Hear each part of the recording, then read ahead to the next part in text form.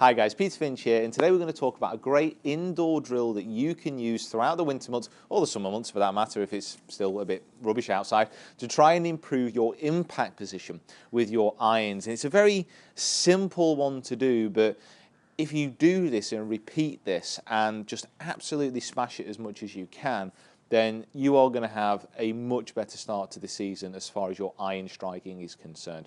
There's also a few little things that you can do around this to improve the drill even more.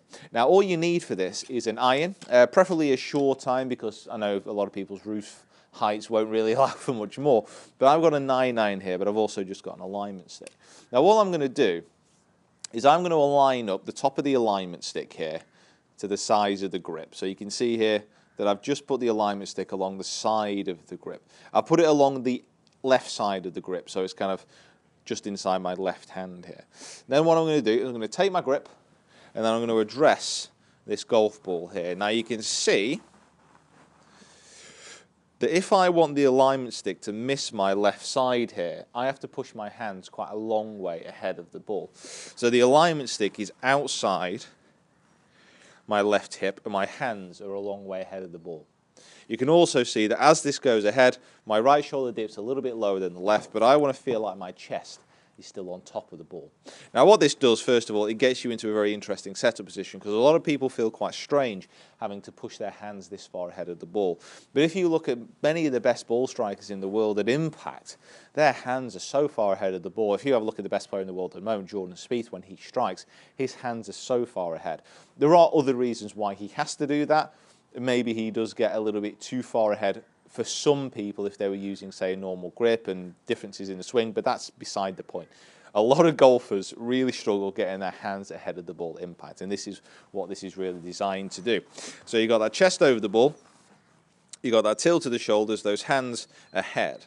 Now what we're going to do here is we're going to take the club away nice and slowly until this point here. Now you can see here that the club is nicely parallel to the ground. You can see the alignment stick is really just enhancing the look of that, so you can tell it's parallel to the ground. And it's also pointing down towards my imaginary target. Now as I take it up to there, the halfway point, what I really want to try and do is get my alignment stick pointing down along the imaginary target line. Now this is again something that you can add into this. This will help swing plane as well if you're struggling with that. So it's that takeaway. So the club is nice and parallel to the ground. Move it up until the alignment stick points down at the imaginary target line, and then turn it up to the top and get my alignment stick pointing directly away. Now from there, what I'm going to try and do is repeat the same positions on the way down. And the added advantage is as I get down to impact, I want to be seeing now my hands still ahead of the ball, this alignment stick clear of my left hip, and my chest on top of the ball.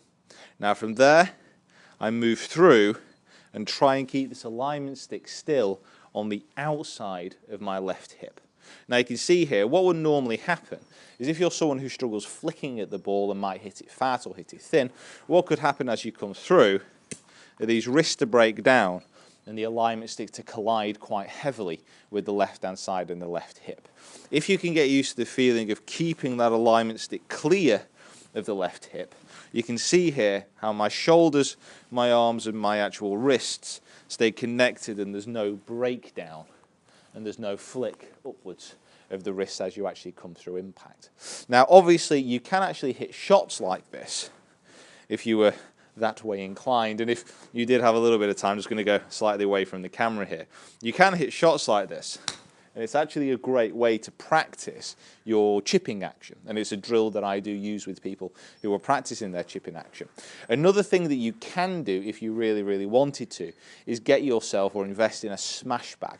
Now a smash bag, I don't actually have one here, I will improvise. Please do not do this at home. I repeat, please do not do this at home. This is a medicine ball, and I'm not going to hit it hard as you can a smash bag. Do not hit a medicine ball hard, please, for God's sake. So, if you can use a smash bag is something that you can just hit quite hard and won't get damaged, and it won't hurt your wrist. An old suitcase, an old rucksack which is filled with towels, or a bag, like a duffel bag filled with towels, something like that, which ain't going to hurt if you hit it hard. That could work as well. But it just simulates what it'd be like actually at impact. It's a pretty old school method. I mean, people used to use tyres and stuff like that, so I won't recommend doing that either. But getting in that setup position, again, with those wrists ahead, completing all these different positions that we've just spoken about, turning through, coming into impact, and then just tapping the ball as you come through, or just hitting down into the impact bag as you come through. And that'll just simulate the feeling of coming down into impact. The reason that you might want to be doing that is obviously inside, the chances of you hitting a ball inside are actually quite low unless you're lucky enough to have something like an indoor net or a simulator.